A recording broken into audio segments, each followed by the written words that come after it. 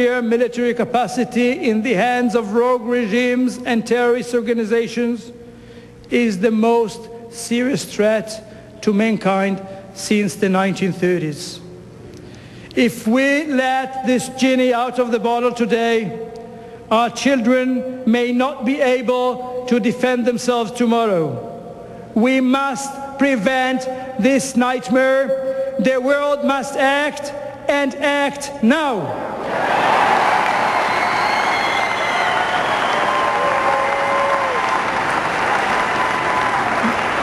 The United States must be united in this effort.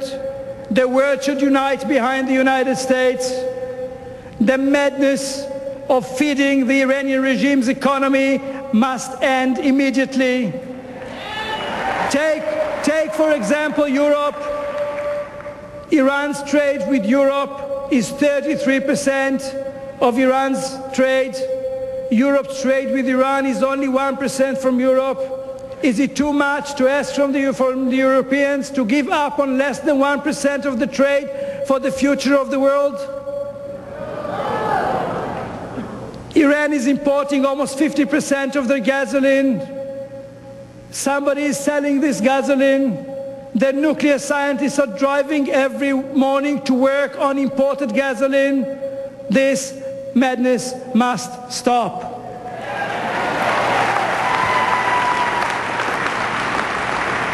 And above all, the Iranians should understand that all options are on the table, and no matter what, they would not be allowed to have nuclear weapons.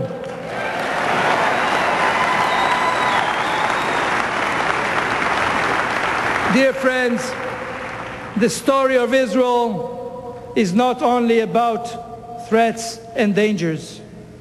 It is about meeting challenges and triumph over evil.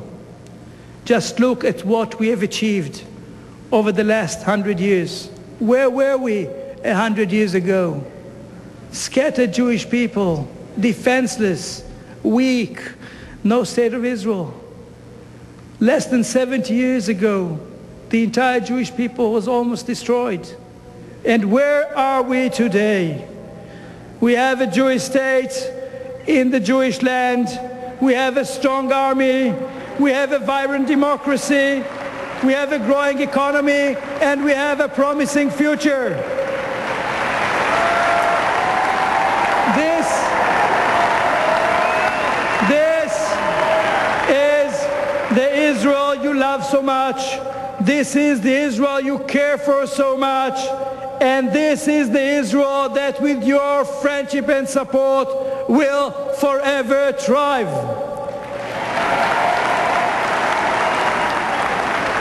I cannot leave you tonight before one more thing. We are marking this year the 40th anniversary of the reunification of Jerusalem.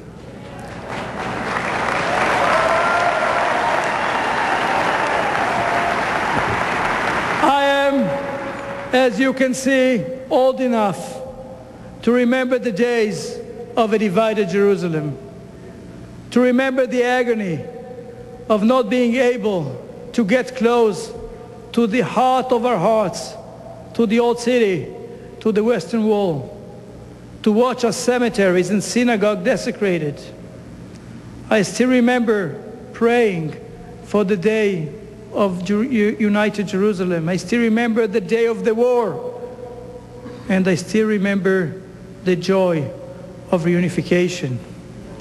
So here today, together with you, I pray for Jerusalem of peace. And I vow together with you that our Jerusalem, our eternal city, will be the capital of the State of Israel forever and ever. Thank you very much.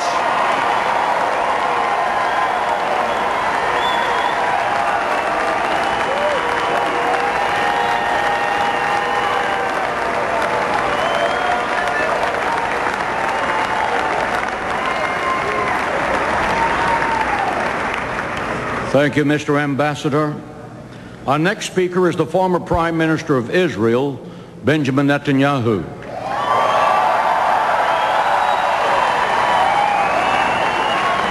He called me last Friday and said he would be watching by television from Jerusalem. Benjamin Netanyahu was born in 1949 in Tel Aviv and grew up in Jerusalem. He spent his high school years in the United States, where his father was doing historical research. Returning to Israel in 1967, Mr. Netanyahu enlisted in the IDF and served in an elite combat unit. Benjamin Netanyahu received his Bachelor of Science degree in architecture and a Master in Business Management from MIT. He also studied political science at MIT and Harvard University. In 1993, Mr. Netanyahu was elected Likud Party chairman and served as head of opposition until his election as Prime Minister of Israel in 1996. After the completion of his term as Prime Minister, Mr. Netanyahu served as Minister of Foreign Affairs and then, in the course of 2003, as the Minister of Finance. Mr. Netanyahu has written a number of books that appear in Hebrew and English, with some being translated into Russian, French, Arabic, Japanese, and other languages. Mr. Netanyahu is married to Sarah, a psychologist, and is the father of 3. The Netanyahu family live in Jerusalem. Former Prime Minister Mr. Netanyahu presents his address by video. Greetings from Israel to my good friend, Pastor John Hagee, to all the clergymen who are assembled in Washington, to all of you, Christians United for Israel. You've always stood by us. And it's especially important today because we face together the greatest threat that we have encountered in the past 100 years. There have been enormous threats to our common civilization, well before the establishment of the State of Israel. We faced Prussian militarism, we faced Nazi militarism, we faced Soviet militarism, and each of these were defeated. But now we face militant Islamic militarism, and it is very dangerous. It seeks to obliterate Israel, it says so openly, but we're merely the small Satan. They say, quite openly I have to say, that they intend to get eventually to the great Satan, and that's the United States. Not everybody understands it. Europe doesn't understand that it's a middle-sized Satan. It doesn't understand that Iranian missiles that are now being developed are trained at European capitals. They already have the weapons to reach Israel. Europe will be the next target, and then the United States. They don't understand it, but you understand it. Many Americans understand it today. You first. You understood it first, and you stood by us first. I think that we have to join hands together because this is not something that will be easily overcome. It is true that militant Islam is centered in a number of states. Chief among them is Iran, which is seeking to develop nuclear weapons. That has to be stopped. It must be stopped, not only for the future of Israel, but for the sake of all mankind. That cannot be allowed to happen. But equally, we also know that this disease, this pathology is spreading around the globe and infecting communities from Indonesia to San Francisco. It seeks to obliterate our way of life, our freedoms, our liberties, everything that we hold dear. And the only way that we can fight it is to fight it. To fight in the economic field, in the political field, if necessary in the military field. But I think above all else to fight it in the moral field. That is to understand that our civilization, our values are under attack and that we have to join forces. Well, we have no better friends in the world than you. I certainly know that. I knew that when I was Prime Minister of Israel, and I know many of you, and I know how strong and solid your support is. But I also know where it comes from. It draws on deep, I would say the deepest wells of a common heritage. It draws on the experience of Christian Zionists in the 19th century who preceded Jewish Zionism by 50 years.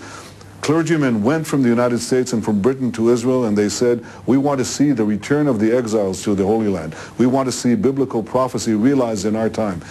And this was the beginning. These people who came here to the Holy Land, who identified biblical sites, who uncovered archaeology with a zeal and enthusiasm that has been unmatched, these were the foundations of the rebirth of the Jewish state. And since the Jewish state, we knew, and I know, we can always count on you. And this common bond between us now stands as the pivotal axis